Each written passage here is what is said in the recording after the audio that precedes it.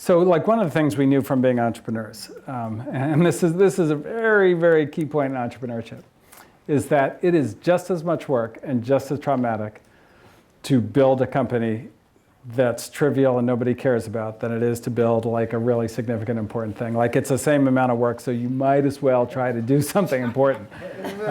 And so that was always our thought with the firm. We were like, we are gonna our goal is to be the most important venture capital firm in the world. And like it's a completely megalomaniacal and arrogant and idiotic. But that's like, if you don't have that attitude as an entrepreneur, like you should not be an entrepreneur.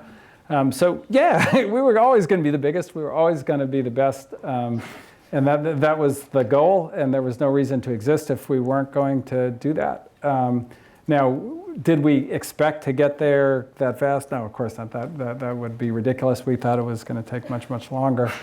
But we always thought, like, if we can get there, like a big thing in venture capital is size, because one, for an entrepreneur to know that you've got a firm who's not just going to give you $500,000 for your seed round, but then when you need the next round, it's still got money. Like that's actually a big deal. But then in our model, the other thing that was important is in order to build the network, we needed to be like one of the bigger, more important funds, because building the network costs money. And the bigger the fund, the more fees you have, the more money you have. And so we could redirect those fees. Rather, we didn't pay the general partners much money, but we pay everybody else in the firm. And so that was all part of the theory of the Well, I'm trying to think of some questions that might not be asked, too often of you. Just the success in terms of head count and fund size is remarkable. What about the conventional VC firms that you admire? There must have been a set you saying, they're really good firms that you kept. Yeah. In other words, the core principles that you brought forward, because the brand you've built in 5 years is just, it's over the top in terms of impact. And and you've been very disruptive. But what was the conventional pieces that you kept? Yeah, so we spent a lot of time with Andy Ratcliffe, who is on my board and actually teaches here at Stanford often. And he had a bunch of philosophies that we adopted, and we still think about to this day. Yeah, he's from Benchmark. Yeah. And one of them was just look. 90. He had done various studies, but somewhere between like 90 and kind of 97% of the returns for like any given year of all the companies that get venture funded is concentrated into like 15 of them.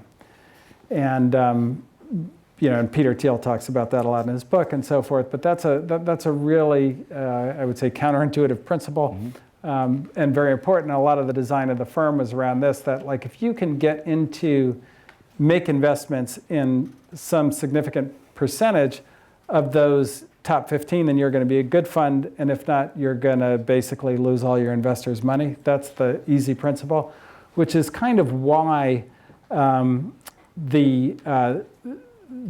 the returns go to like 5 firms every year. Like if you study venture capital, when we started, there were I think 800 venture capital firms. There's a lot less now.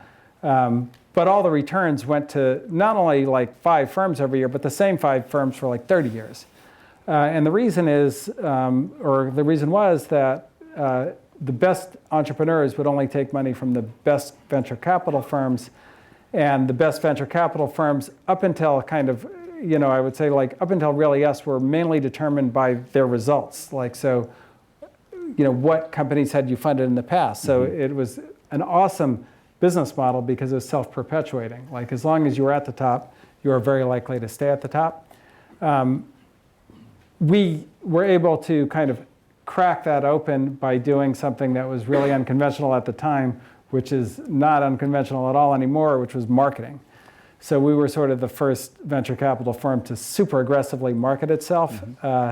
And we had a unique position and a very aggressive marketing idea. And that sort of opened it up to say, well, like they may have a much longer track record than us, but we will tell you exactly how we think about building a company. Like everything from like how you hire, how you conduct a layoff, like how you think about capital raising, like everything. We were going to lay it all out in great detail. And up to that point, the industry was just super opaque. Like you didn't know. It was all like the man behind the curtain, which was actually a very good strategy for the people who were winning. It was just a bad strategy for new firms. But new firms tended to just adopt what the old firms were doing. So that was the big breakthrough.